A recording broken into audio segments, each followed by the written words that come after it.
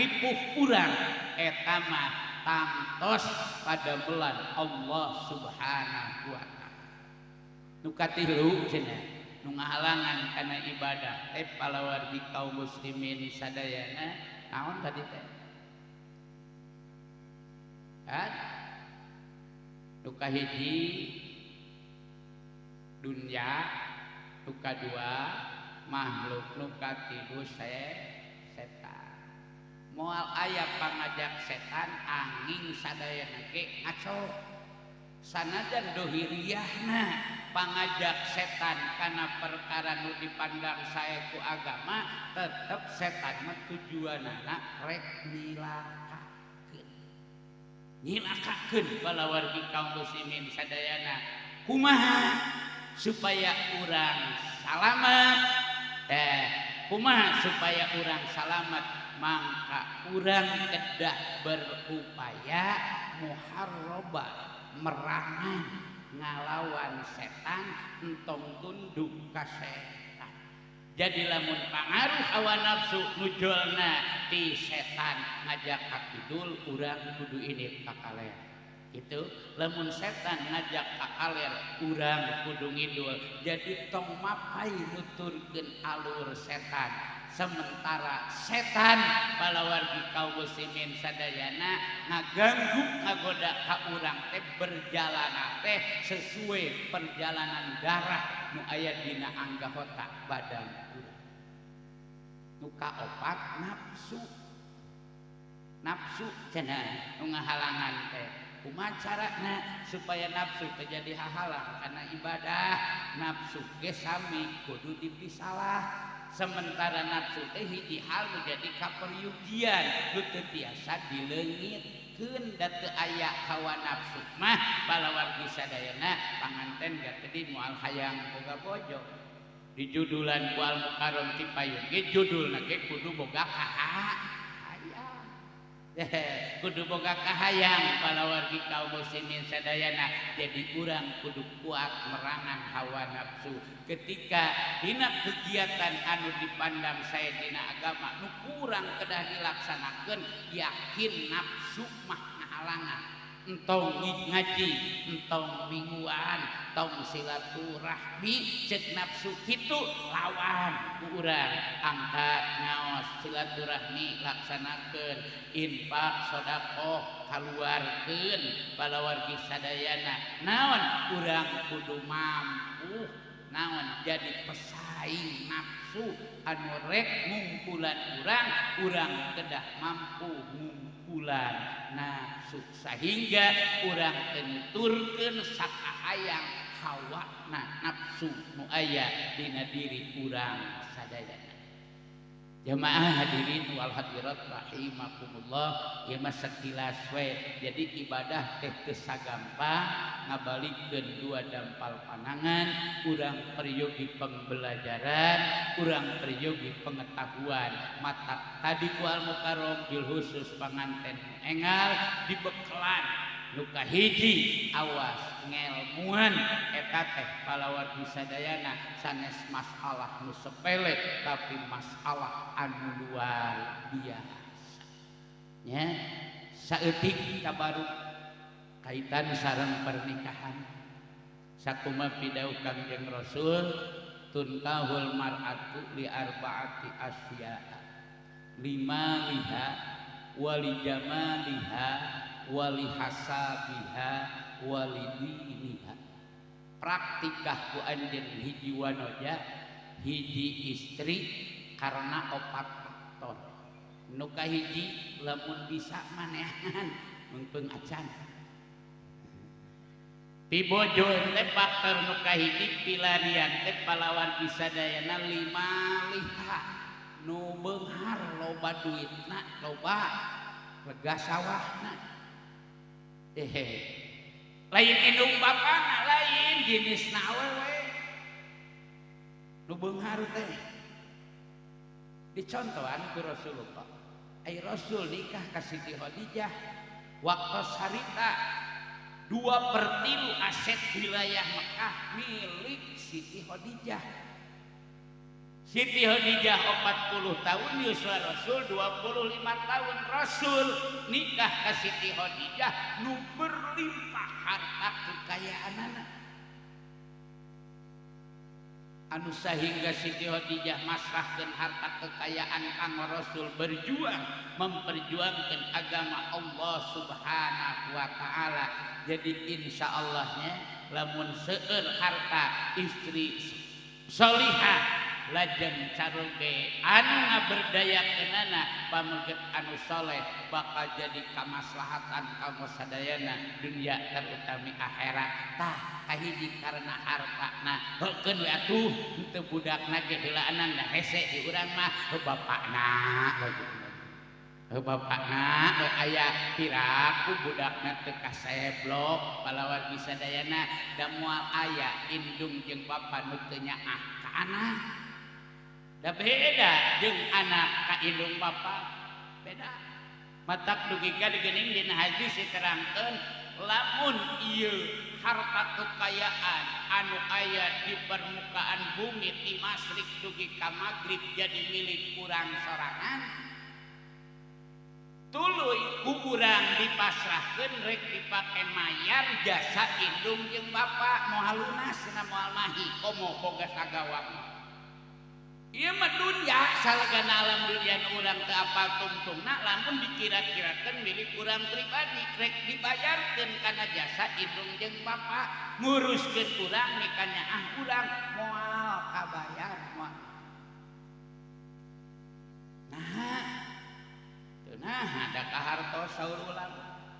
indung jeung bapa ngarumati nu jadi anak ti mimiti dina rahim dugi kabrol ka alam dunia pokok naon poho ka era poho kasalametan diri lantaran nyaah ka anak dimumule didoakeun dinangna dinekne anak teh sing jadi budak anu saleh istri salihah bari panjang umur jembar milik riki jeung sajabana satakar tebek doa indung bapa kanu jadi anak kajeun anak jiga kumaha bentuk fisikna rek tanda naon tanpa dasar rek kumaha tetep indung bapa ngadoakeun budak panjang umur sehat walafiat.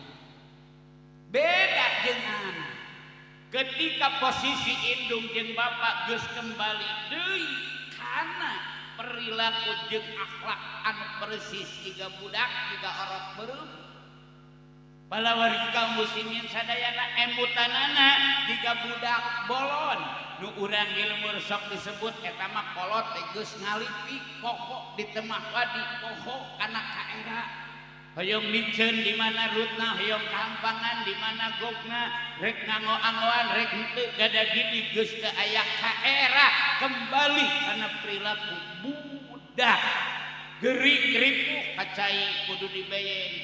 tos kabeuratan kudu kumaha budak tos kabeuratan ditewokan hising naon di isangan sabada kahampangan hoyong tuang dihuapan heuda orok beureum kembali kana akhlak orok beureum aya anak nu ngadoakeun indung bapa sing cager sing panjang umur teu aya teu dina hatena di aku teh di aku ieu teh kolot teh kieu-kieu teh iraha rek naon anak mengadoakeun ka bapa nikah uihna ibuna makana kondisi budak anu alit balawargi sadayana hujan aya ka era poho naon ngadoana tetep anak sing panjang umur tapi anak ngadoakeun indung jeung bapa dina posisi nu saperti kitu diarep-arep iraha mautna nepi ka datang ka ajengan menta doa kumaha carana supaya pun bapa pun biang nu saenggalna dicanah ku nu maha kawas henteu saeutik aya nu kitu balawargi kaum muslimin sadayana matak moal lunas naon urek dipake mayar mata kurang patut bersyukur ka Allah Subhanahu wa taala gaduh ibu sinareng ngerama anu ngarimati ngarawat ka urang mangka urang nu jadi putra kade sing sae ka ibu Rama ulah rek wantun ngadamel tindakan anu matak teraos ibu Rama ulah rek wantun ngucapkeun hiji ucapan anu matak rahet kana manah ibu Rama ulah rek ngalampahkeun laku lampah anu matak teraos ibu Rama. Urang kali ayeuna palawargi sadayana cetakan masih keneh di papatahan komo lamun diangkat siga kumaha nu kauninga urang saolah-olah indung jeung bapa teh duka di mana harkat martabatna teh nepi ka asa manehna lupang unggulna tinimbang indung jeung bapa. Indung jeung bapa ampir geus teu aya harga di payunan nu janten putra para putu jeung saterasna memawi urang kedah leres-leres ngabentengi dina hal ieu balawargi kaum muslimin sadayana naha sabab figur percontohan anu paling awal di keluarga urang teh ibu Sinareng Rama lantaran diindung jeung di bapa kategori indung bapa geus jelas kategori guru ge anu pangpayuna teh aya diindung jeung di bapa. Sementara Imam Ghazali nyaurkeun lamun jelema hayang waluya hirup di dunia jeung di akhirat barokah dunia akhirat jemban milik jeung rezeki di alam dunia salamet di akhirat mangka hormati mulyakeun agungkeun tilu pangkat ubuwah tilu pangkat ummahat nu kahiji bapa nu ngalahirkeun urang alias bapa teges nu kadua bapa nu ngawalian urang alias bapa mertua nu katilu bapa nu ngadidik urang disebat abul ibadah guru urang anu mapatahan alif-alifan di masjid tajuk deui ka masjid DKM kaditu nepi ka jadi pasantren ulah rek diapilainkeun moal jadi ustad ulama jeung ajegan mubalik mun teu apal alif di papatahan ku guru urang baheula dina tajuk nu hanapeun rungkun teh tilu pangkat inung teges nu ngalahirkeun urang ibu mertua nu katiluna ibu guru urang balawargi sana sarogena guru urang kante ulah boga anggapan da abdi mah diuruk teh ku sarogena kanes ku si ceuceuna borora asih ceuceuna turunan guru urang anak incuk eta teh guru urang nu wajib dihormati anu wajib diagungkeun lamun ilmu kaya manfaat kenging ridho ti Allah Subhanahu wa taala mata sing sae ka ibu Rama sing sae ka mertua sing sae ka nu janten guru ulah ala kadar ngaku tapi rasa takdim hormat teu aya kadar barang bere palawargi sadayana da teu di barang bere matara matak jadi nyeri hate tapi ketika teu dihargaan ongkoh ngaku guru tapi petunjukna teu diamalkeun bakal raheut hatena kiwari mah geus loba alumni nu aya di lembur nu geus teu nuturkeun tapak lacak nu jadi guru ceuk apa mah loba budak santri anu palawargi kaum muslimin sadayana pinah pilempangan tina alur nu diajarkeun ku guru